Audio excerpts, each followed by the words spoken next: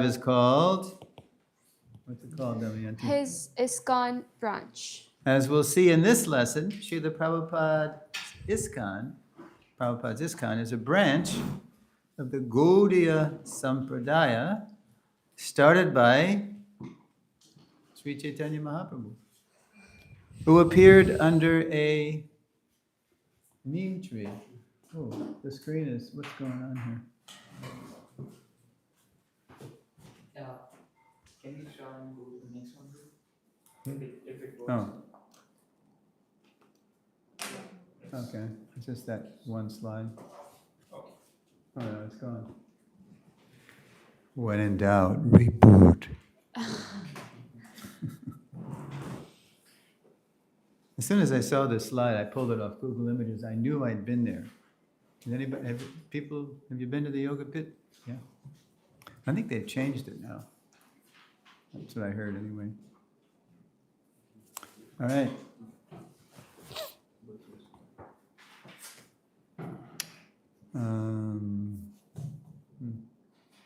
Oops. Oh, not yet. Okay. Shocking as it was, the assassination of Mahatma Gandhi in January 1948 only intensified Srila Prabhupada's desire to spread the teachings of Lord Chaitanya on the order of his Guru Maharaj. Unable to engage the Mahatma during his life, remember he wrote him a letter, just trying to get him involved. Abai would now try to engage him after his death. Here is an excerpt from a proposal Prabhupada first made to the Indian government, his spiritual vision of how to properly honor Gandhi. He called it the Gita Nagari. Sound familiar? The Gita Nagari will properly utilize the huge resources of Mahatma Gandhi Memorial Fund. Gandhi's memory can be well preserved by his exemplary activities and not by simply construction of huge buildings or dead stone statues. Dead stone statues where pigeons will pass stool, Prabhupada wrote also. Mahatma Gandhi was saintly reformer, and his memorial fund may be utilized for the purpose of converting degraded persons into saintly order.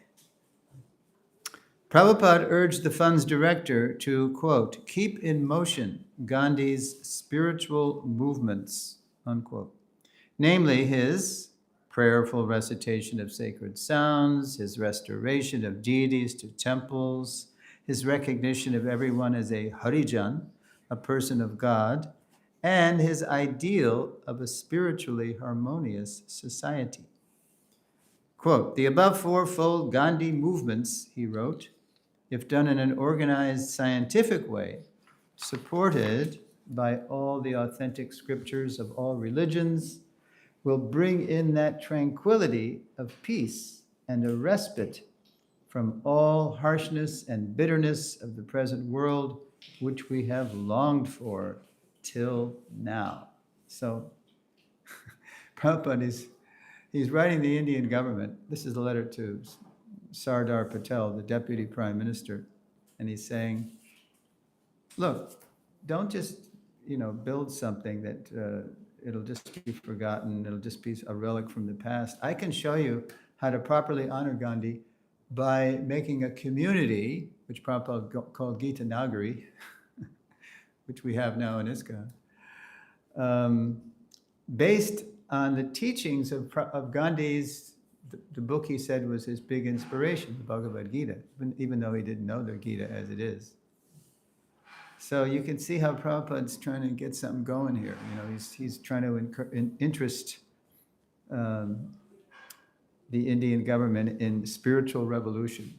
But fresh from independence, however, India's leaders longed only to be modern and were uninterested in Prabhupada's spiritual proposals. Undaunted, Prabhupada kept on preaching, and in 1952, he found his first receptive audience among medical students in the northern Indian town of Jhansi. I've never been there. Anybody been to Jhansi?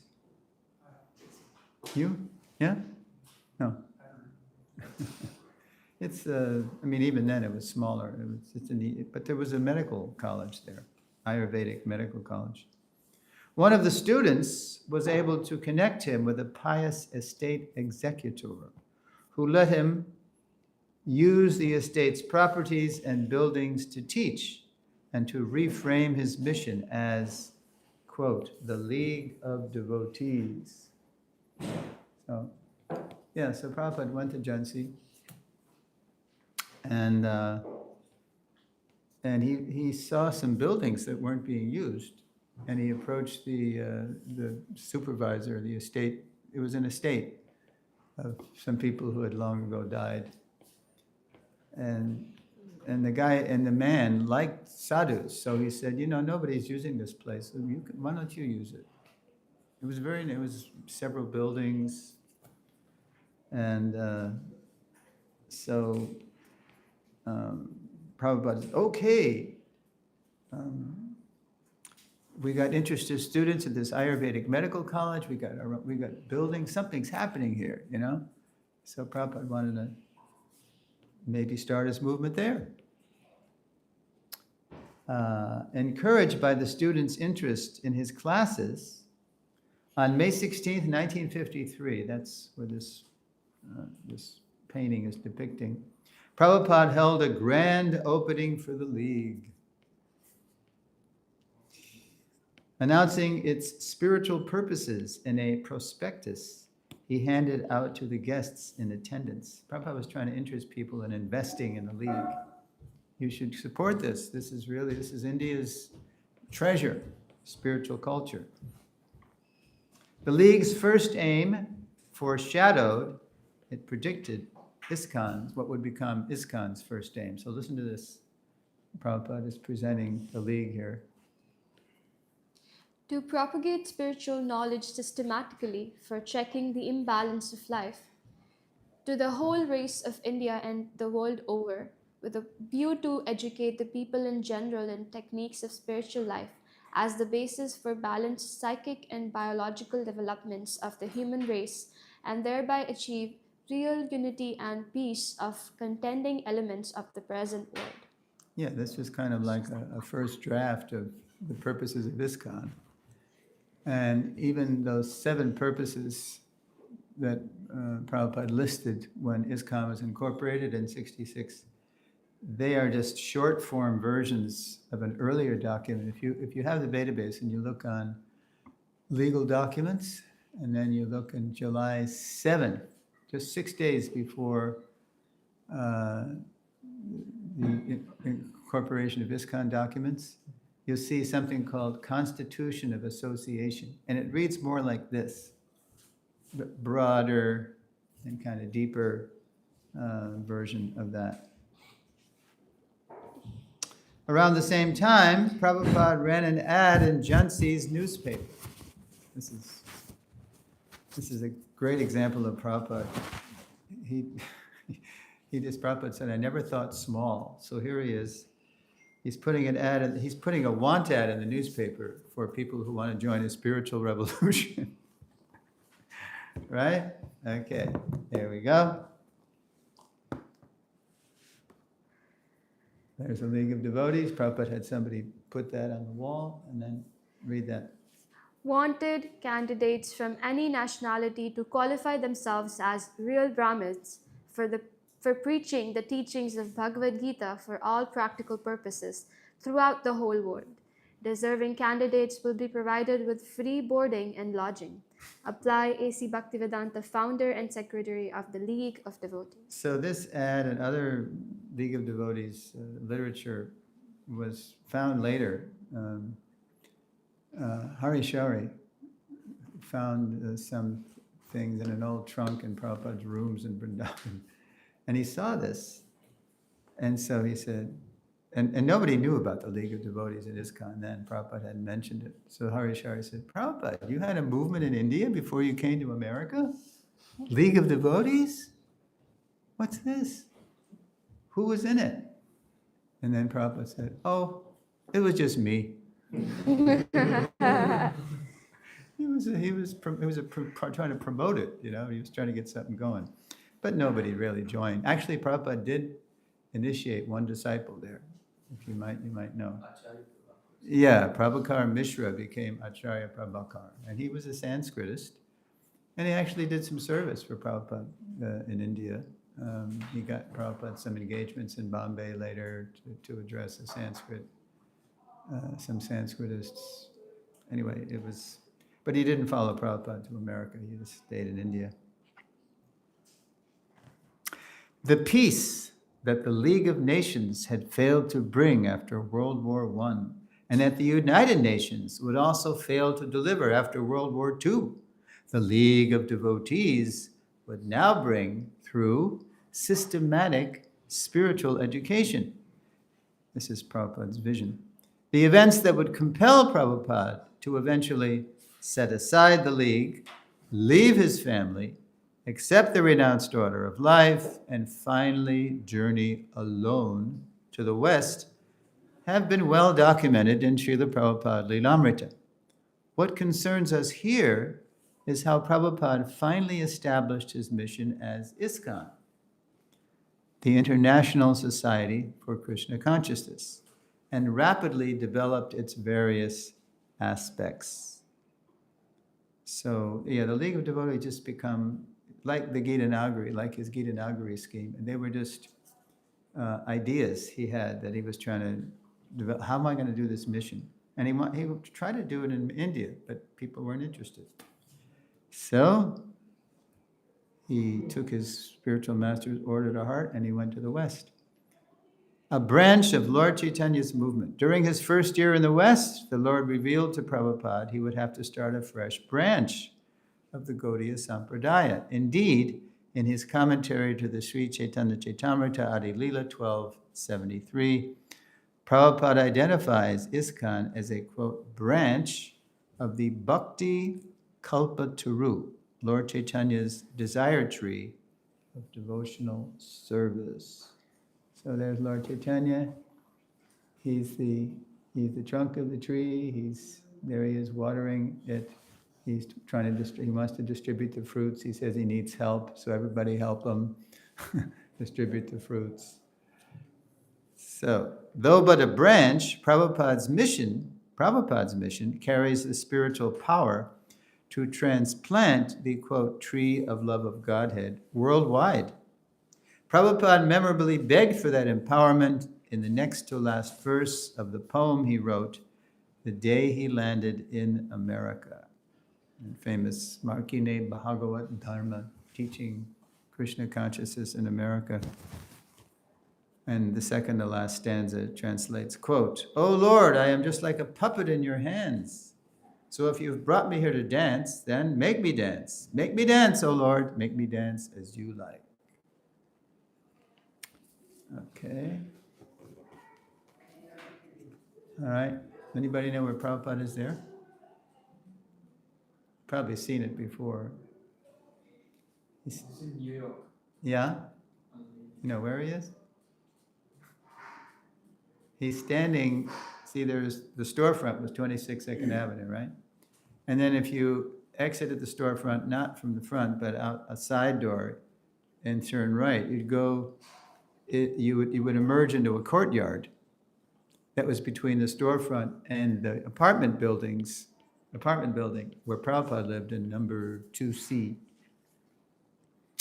And so one morning, I don't know who it was somebody snapped him, probably this devotee Damodar. He was a photographer and he made movies too. And there's Prabhupada, he's posing, he's standing, there's a bird bath to his right, our left, and then there's a bird house. And then if you look up, you can see blue sky, it's just like a patch of blue in between all these big buildings. On July 13th, 1966, the same educational purpose Prabhupada had announced 13 years earlier for the League of Devotees, he now formalized as his first purpose in ISKCON's incorporation papers. So let's look at that. To systematically propagate spiritual knowledge to society at large and to educate all peoples in the techniques of spiritual life in order to check the imbalance of values in life and to achieve real unity and peace in the world. 6 more purposes followed, all reflecting the same educational mood and mission. So that's why it's so nice, the Bhakti Academy, because right from the beginning, you prabhus are getting the idea of what Prabhupada wants ISKCON to be. He wants it to be an educational movement, mission. It's nice to take darshan of the deities. It's nice to have, take prasad. I mean, everything is nice, but the heart of it, it's all about waking people up, educating people about who we are and what our relationship is with the absolute truth. And okay.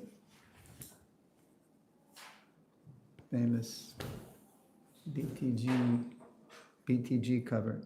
In 1976, so it's from 66 down to 76, in 1976, 10 years after he had incorporated ISKCON, Prabhupada was back in New York City to celebrate Rath Yatra, the temple's first chariot parade. It took the temple 10 years to get permission. Because in New York, they just don't get permission for parades. They have this thing called Macy's Thanksgiving Day Parade. They have some Puerto Rican thing, parade. And then somehow a devotee named Tosan Krishna, he tells a story, a godbrother of mine, how he, how unfazed by this track record that New York always denies people permits for parades.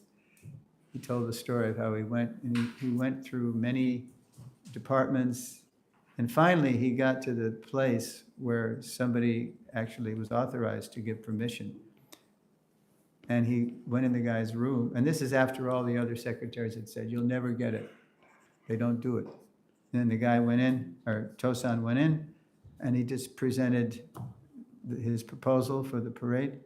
And the guy even said, he said, "I don't know why I'm doing this, but I'm going to give you permission." It was like he was controlled by Krishna or something, And he just laughed as he signed the paper and said, "Okay." And do you know who gave the devotees a place to build their carts? Yeah. Believe it or not, it might be the only good thing he ever did in his life. It's a good start. He's got a lot of other things to make up for. Yeah, he did. All right. Okay.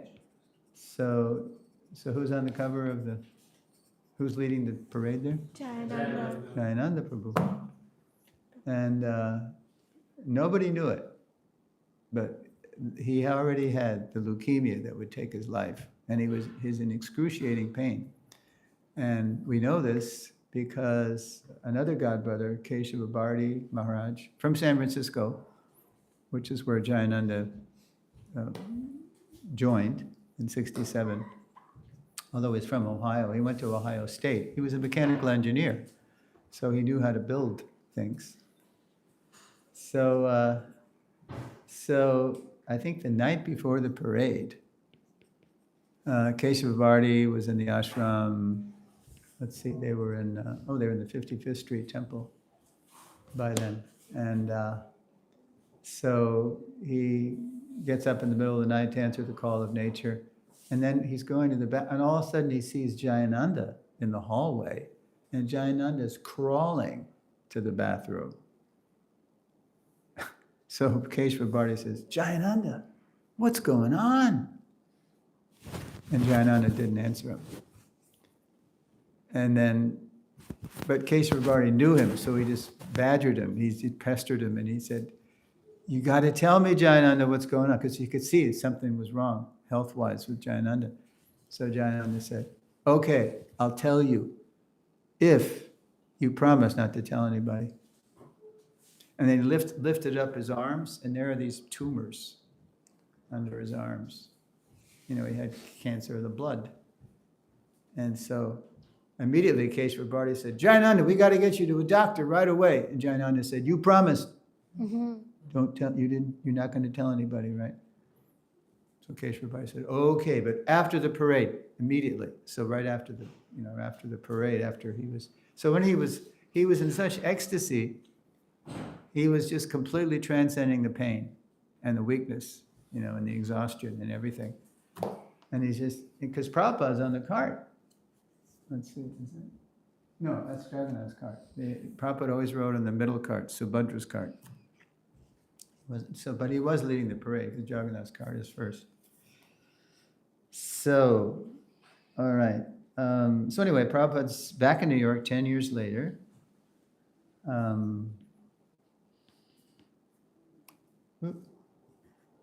there's a picture of Prabhupada. It's right near 20, it's just off camera, it's 26th Avenue, actually. You can see it's this shabby place. Reflecting on his society's global expansion in such a short time, Prabhupada's reminiscing about, 10 years ago, all we had was 26th Avenue. Prabhupada compared ISKCON to Varahadev, Lord Boar, the Lord's boar incarnation. Okay. As Lord Varaha had appeared from the nostril of Lord Brahma and then quickly assumed a cosmic form, so ISKCON had appeared in a tiny storefront, a little hole in the wall, on New York City's Lower East Side, and quickly covered the earth. I mean, who else but Prabhupada can make an analogy like that? Lord Boris from the nostril of Brahma, and then, so ISKCON starts just like that, and then, by 76, there were like 100 centers, thousands of devotees, and books, and farms, and restaurants.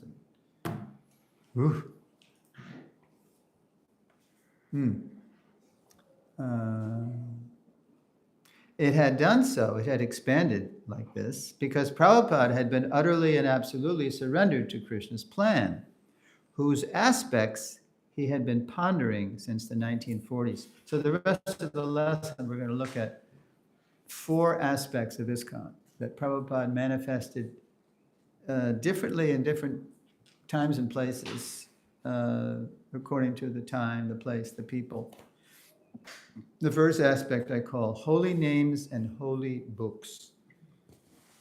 In a 1956 BTG article, so he's still all alone in India at that point, and he actually published 12 issues that year. I don't know how he did it, but he'd get donations.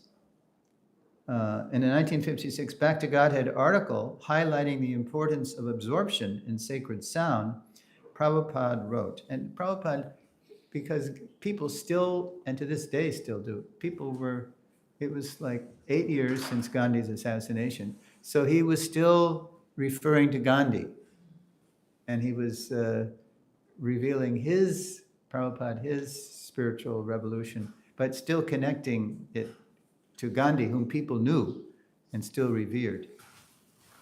And Prabhupada writes in this BTG piece, leaders and politicians may take lessons from the life of Mahatma Gandhi in respect of his daily evening prayer meetings and regular recitation of Bhagavad Gita. Reciting the Gita makes one able to get rid of the demoniac way of life and gradually rising up to the plane of pure devotional life of the gods. Unquote.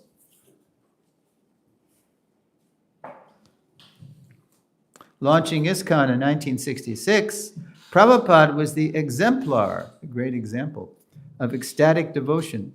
Brows knit, eyes slit in concentration.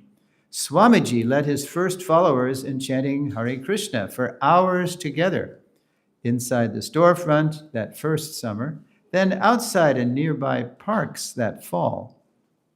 Those publicized outings were an historic marker in Prabhupada's public outreach, which he continued to expand globally through his followers.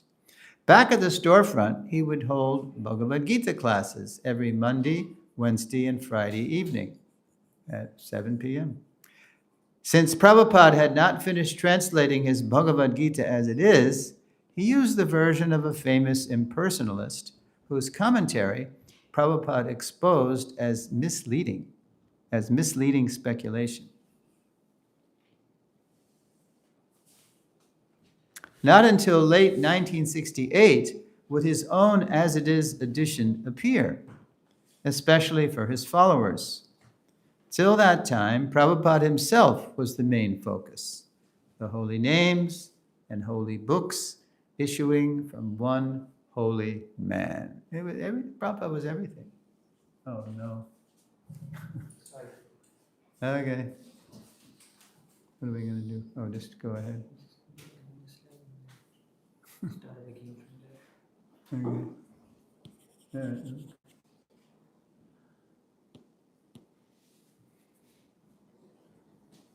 Okay. Okay, one more. Okay. All right. Prabhupada was everything. He was Guru Sadhu Shastra, he was grandfather, the cook. So, but finally in 68, late 68, Collier Macmillan, agreed to publish a heavily, abridged version of his Gita manuscript with a black Vishnu silhouette on the cover that Govinda Dasi, I think, drew the art. And this is the book. Have you ever seen this book before? Yeah. Yeah.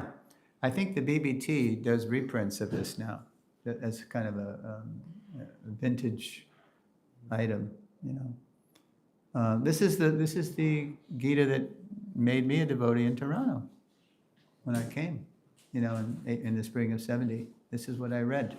Even though, it was most of the verses, the purports weren't even there, or they were put in the wrong verses.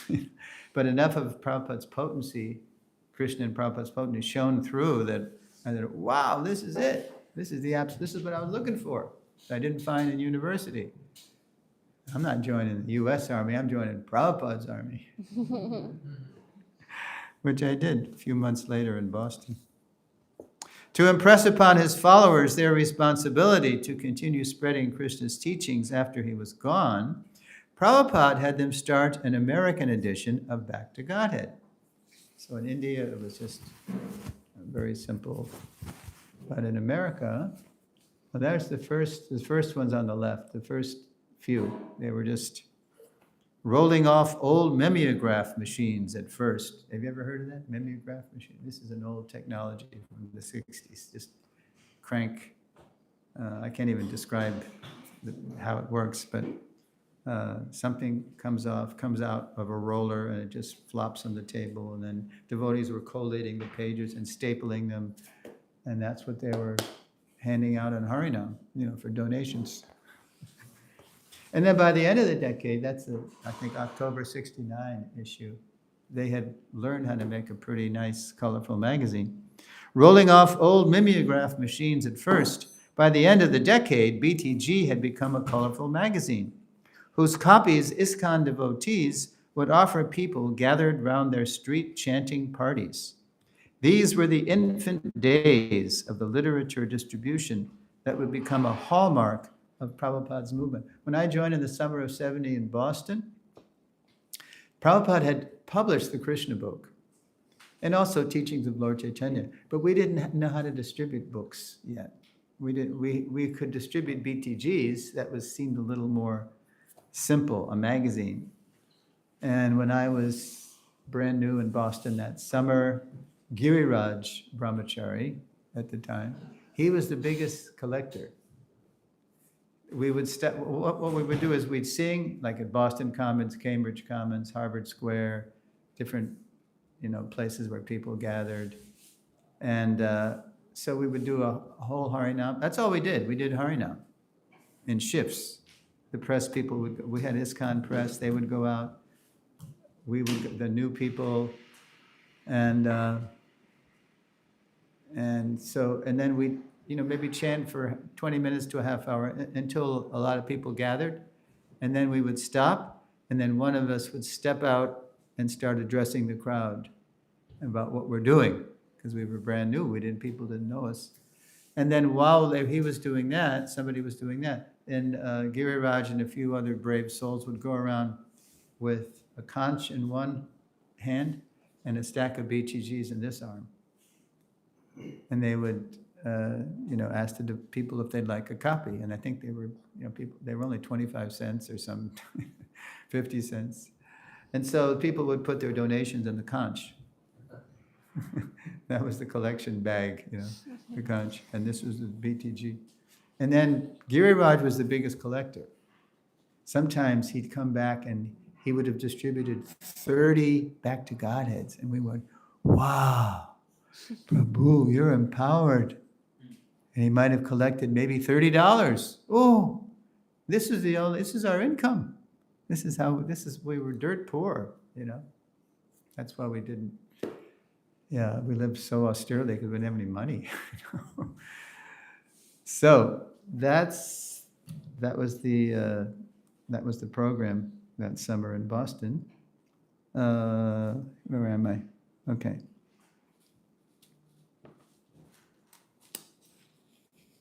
Okay, that's the first aspect. Holy names and holy books. Chanting Hare Krishna and studying Bhagavad Gita. And also, as soon as I joined, that's when the morning program started. Until then, devotees, I guess in San Francisco and New York and elsewhere, they were just going to bed late, getting up late, and then they have a kirtan, and then they maybe have a class, and then take prasad. But as soon as I joined, it was tough because Prabhupada started, rising at 3:30, and then Mangal Arti at 4:30, and then, Tulsi Puja the whole night, just like they do here, So that was like, I went from, hippie all-nighters to gotta go to bed early, get up early. It was tough. Whoa. Okay. Okay, so from holy names and holy books, the second aspect was temples and deities. There weren't any proper temples per se, and there were no deities. We just had paintings, In the above-mentioned 1956 BTG article, Prabhupada cited Gandhi's, quote, temple entry movement to show the crucial role temples play in a spiritual revolution.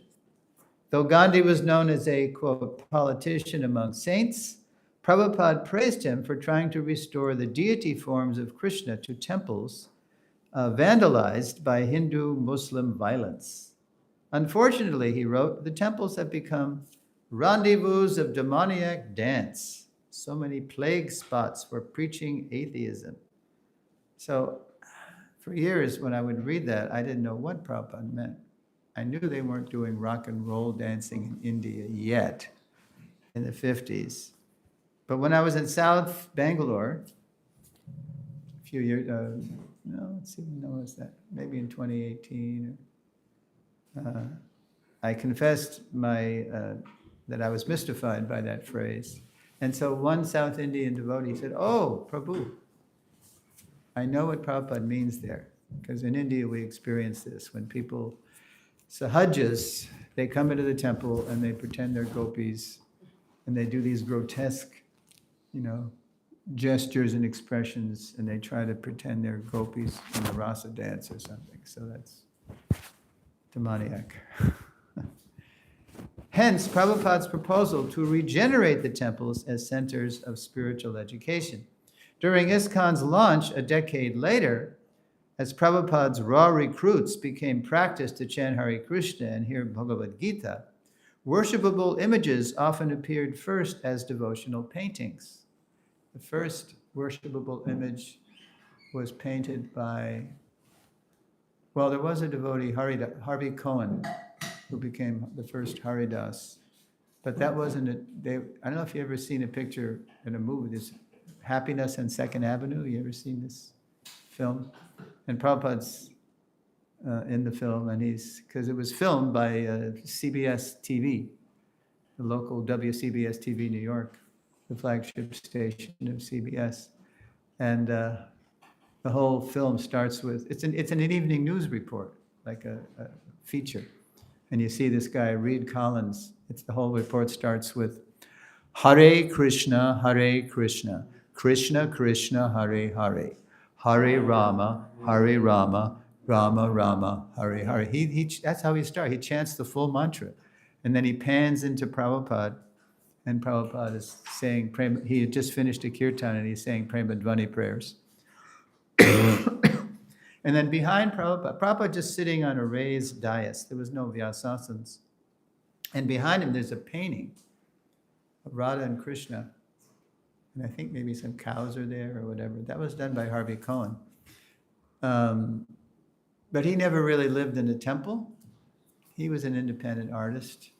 And he's the one that gave Prabhupada the artist loft to live in earlier. So then a girl joined named Judy Kozlovsky, who became Jadharani, who was the first person who had been studying art at CCNY, City College of New York. So Prabhupada said, "Oh, you're an artist. Well, Prabhupada had a picture he brought from India of the Panchatattva. Can you paint this?"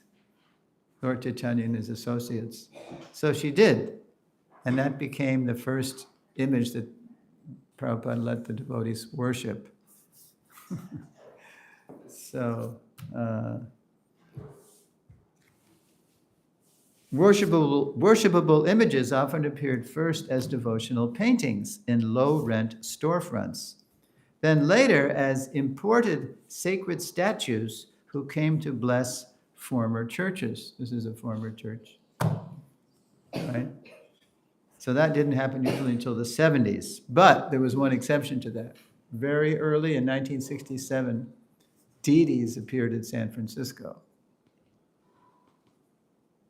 Malati tell the story when she came? No? Oh, I'm not surprised because it's a little illegal. It's a little shocking, actually. Surprisingly, okay. All right, read that, Damayanti. Lord Jagannath's first appearance in the West. So on the left, that's after the carvings were made, and on the right, one fine day, the devotees, without Swamiji's permission, took them out to Hippie Hill in Golden Gate Park.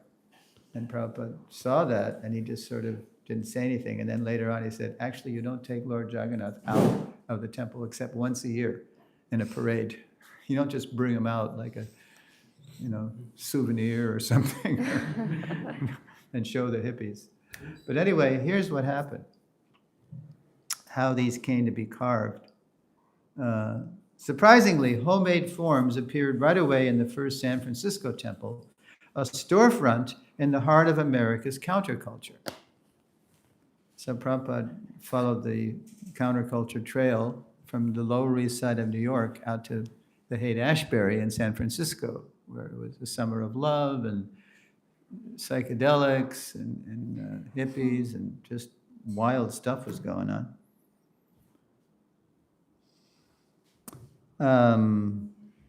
San Francisco temple, a storefront in the heart of America's counterculture. Prabhupada asked a skilled newcomer to carve deities modeled after figurines spotted in an import store. Come on in, folks. You're all right? Can you see? See this slide? You also have, you might want to sit here or whatever. Okay. So who was the carver? Sam. He was still Sam. I'm not sure. Yeah, he was still Sam. And who was his girlfriend? Malati. Yeah, she was Melanie. Melanie and Sam. Prabhupada later married them. So one fine day, Melanie goes to this import store, Cost Plus Imports. She just went there. I think she was trying to see if there's something she could get for the temple, maybe something from India or something. And then she notices there's 3 big bins of tiny Indian figurines. She said, what's this? So she takes one of them. She takes one of them, and she did what we called in the counterculture days the 5-finger discount. She takes the figurine and she goes, puts it in her handbag. In those days, we called it liberating the merchandise from capitalist pigs. That was our worldview. So she takes the figurine back to Swamiji. She takes it out of her handbag and she says, Swamiji, what is, and then before she could even finish, what is this? Swamiji, to her amazement, offers pranams. It was Lord Jagannath. And Swamiji says, oh, Jagannath has come. Were there any more? She said, oh yeah, there were 2 more bins.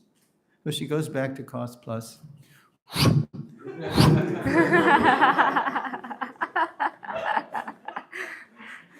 Okay. And then she asked, Swamiji asked Melanie, do you know anybody who can carve? Carve? Any wood? And she said, oh yeah, Sam can carve. Her boyfriend can carve. He's good. Shamsundar was a very skilled person. He was a great writer. He could, he could build. He single-handedly practically built the Berry Place Temple in London. And so Swamiji said, okay, call Sam. So, and then Prabhupada said, you see these figures? They're just little, tiny. Can you carve maybe 2-3 foot high, like you see in the slide here? Figures just like these, only bigger? And Sam said, yeah, I can do that. So, so Sam started, and then Swamiji would check on him. He would come in and check on him. So one day, Swamiji goes to where, I think he was doing it where he lived, in his apartment. And so Swamiji walked in on Sam. And so Sam is smoking. And his pack of cigarettes was on top of, the flat piece of wood which is going to be the top of Jagannath's head, right? So here's how Swamiji instructed him that he shouldn't be smoking, number one, and especially while he's carving deities. And Shamsundar tells us later, he said, so Swamiji, he just took his cane to where my cigarettes were on the top of the head, and he went, he just flicked the pack and he knocked it into the corner. So Sam got it. Okay, I shouldn't be smoking, I shouldn't be smoking, especially when I'm, chanting or carving these deities. So, never mind that the carver's wife, I guess maybe they were married by then, had shoplifted the figures, stole them, or that the carver himself wasn't yet following the principles of Krishna consciousness. Inclusive Prabhupada was inviting everyone to appreciate the deity in his unusual form as Jagannath, the Lord of the universe. And where else but in psychedelic San Francisco would people so easily accept his invitation and bow down before Lord Jagannath's large, festive eyes?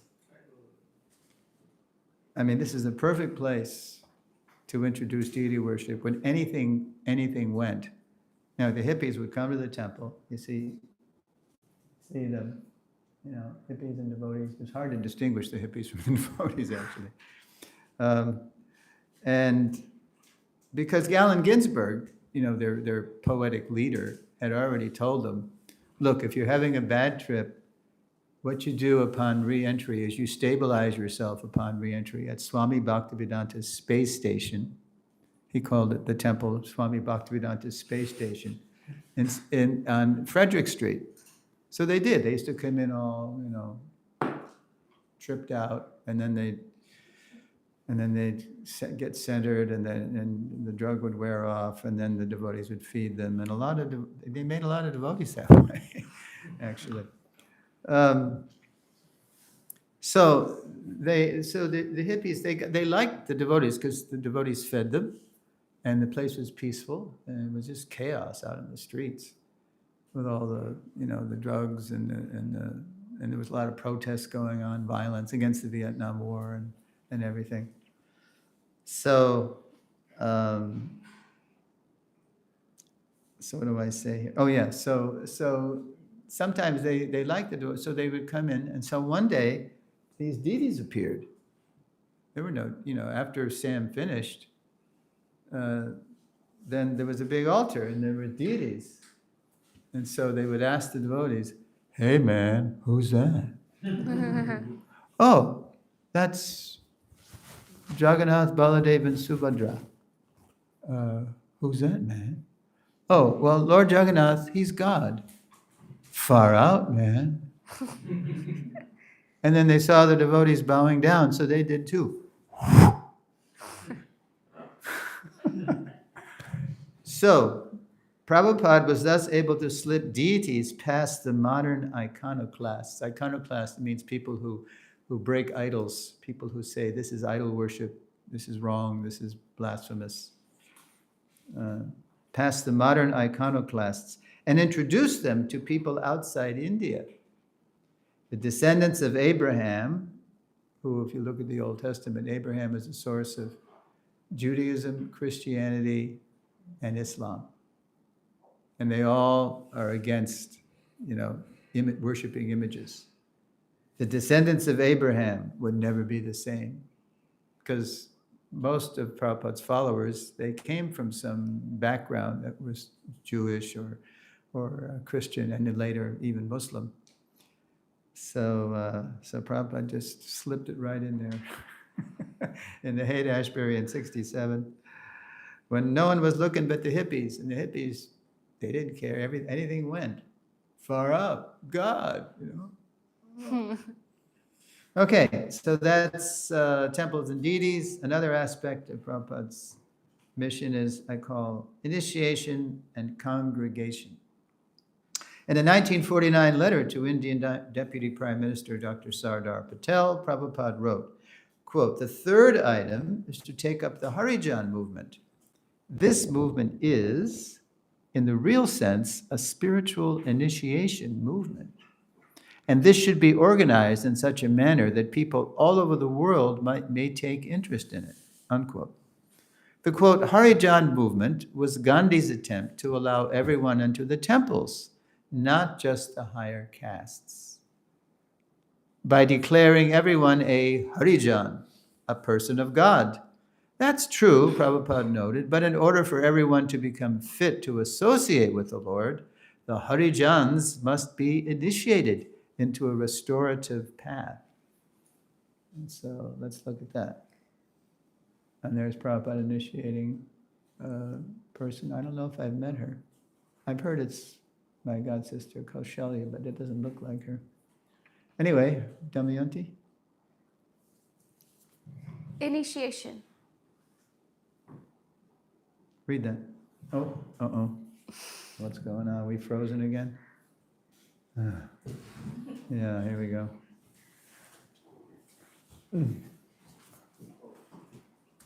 I think tomorrow or next time on Wednesday we can just do the chord. Yeah.